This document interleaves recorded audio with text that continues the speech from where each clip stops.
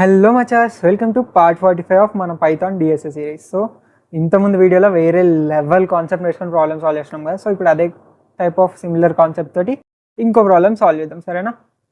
Problem number 930, binary sub arrays with some. So ఇది మనం solve చేయబోయే ప్రాబ్లం అనమాట. వెళ్ళి క్వశ్చన్ చదవండి, 20 minutes టైం. వెళ్ళి సాల్వ్ చేయడానికి ట్రై చేయండి, 20 minutes.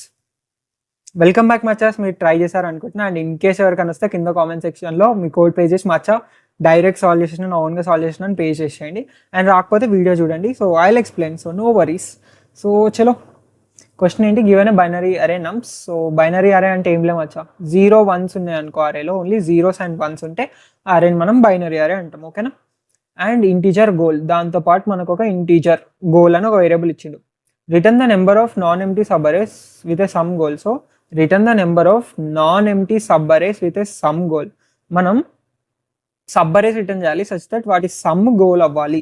సో సమ్ గోల్ అవ్వడం అంటే ఏంటి? బేసికల్గా దీన్ని నువ్వు అర్థం చేసుకోవాల్సింది ఎట్లా అంటే, return the sub arrays which has exactly 2 1s, అంతే కదా. సో సమ్ గోల్ అవ్వడం అంటే 1లు యాడ్ చేస్తావు. సో బేసికల్గా అక్కడ 1లే ఉన్నాయి అంతే.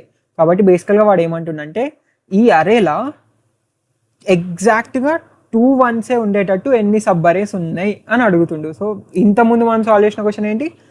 గివ్ మీ అరే, give me number of sub arrays that has exactly k odd numbers. ఇప్పుడు give me number of sub arrays that has exactly k 1s.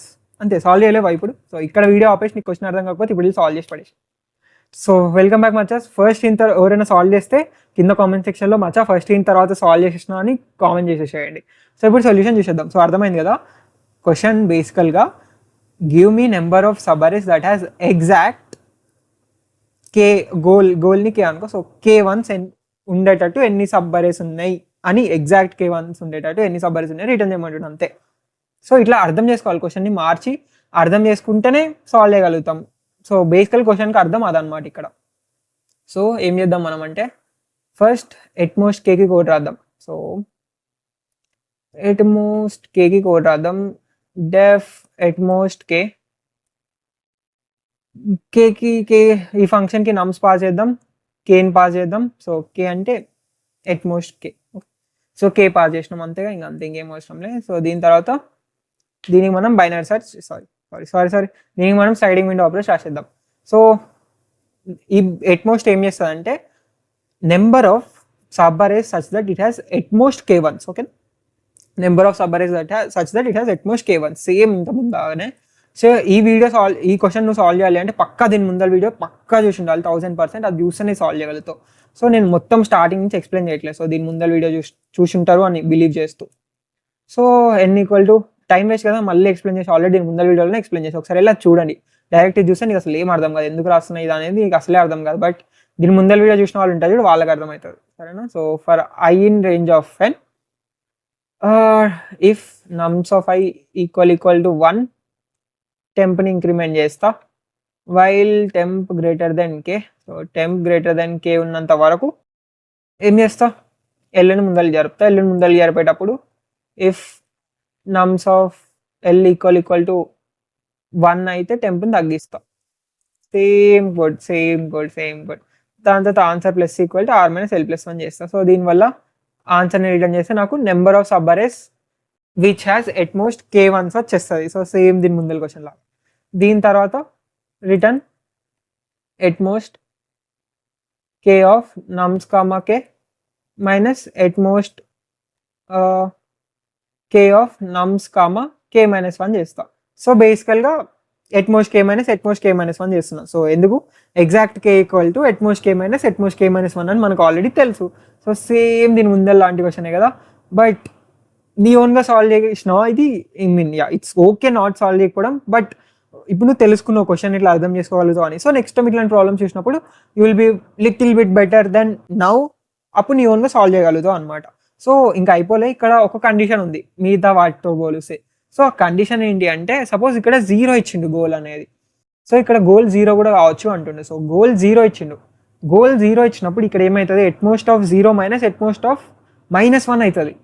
కానీ మనం నెగిటివ్ వాల్యూస్కి ఏం హ్యాండిల్ చేయలేదు కదా. సో నువ్వు ఇక్కడ ఒకటి చెప్పు, ఇఫ్ k < 0 వచ్చింది అనుకో. సో k 0 అంటే 0 1s తో, k < 0 అంటే -1s తోటి ఉండాలి. నెగిటివ్ వన్స్ తోటి ఉండవు కదా. సో నెగిటివ్ వన్స్ ఉంటే రిటర్న్ 0 చేస్తాయి, డైరెక్ట్ 0 అని రిటర్న్ చేస్తాయి. సో ఇన్ కేస్ ఎప్పుడైనా k లెస్ దెన్ 0 ఉందనుకో రిటర్న్ 0, ఈ ఒక్క కండిషన్ పెట్టు, ఓకేనా. సో దానివల్ల ఏమైందంటే మన నెగిటివ్ వాల్యూస్ వచ్చినానికి ఇక్కడ ఏమవుతుంది, గోల్ 0 ఉంది కదా. సో దానివల్ల ఇక్కడ k కాదు, ఇది goal. So goal minus goal, ఇది goal -1. So yeah, goal minus 1 అనమాట. సో టోటల్ కాదు goal. So at most of k minus at most of k -1 బేసికల్ గోల్ -1, ఓకేనా. సో ఇప్పుడు గోల్ 0 అయినప్పుడు గోల్ -1 -1 అవుతుంది. సో అట్లాంటి కేసులో నువ్వు డైరెక్ట్ ఇక్కడ 0 రిటర్న్ చేసేయచ్చు అనమాట.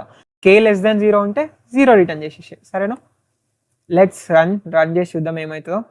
శాంపుల్ టెస్ట్కి ఆన్సర్ లేదంట. సో ఇక్కడ నేను ఆన్సర్ని అసలు 0కి ఇనిషియలైజ్ చేయడమే మర్చిపోయాను. సో ఆన్సర్ని ఇనిషియలైజ్ చేసిన. నౌ లెట్స్ సీ, రన్ చేసి చూద్దాం ఏమవుతుందో. R is not defined. So ఇక్కడ ఆర్ చిన్న spelling mistakes. So for r in next nums of i, రే ఇది ఆర్, ఇది ద ఆర్ వెళ్ళేది చచ్చా అంతే, ఇప్పుడు ఇంకేంలో. సో లెట్స్ సి ఇంకేమన్నా స్పెల్లింగ్ మిస్టేక్లు వస్తాయేమో ఏంలో.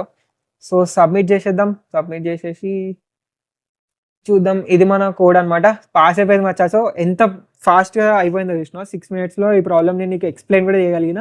అండ్ కొంతమంది రేర్గా ముందు చెప్తున్నా, కొంతమంది సాల్వ్ కూడా చేసేసి ఉంటారు ఆల్రెడీ సొల్యూషన్ చూడకుండా. సో చూసిరు కదా, ఒకసారి నువ్వు కష్టపడి దీని ముందర చాలాసేపు 30-40 minutes పెట్టి కష్టపడి కాన్సెప్ట్ నేర్చుకొని అర్థం చేసుకొని పర్ఫెక్ట్ అయినావు.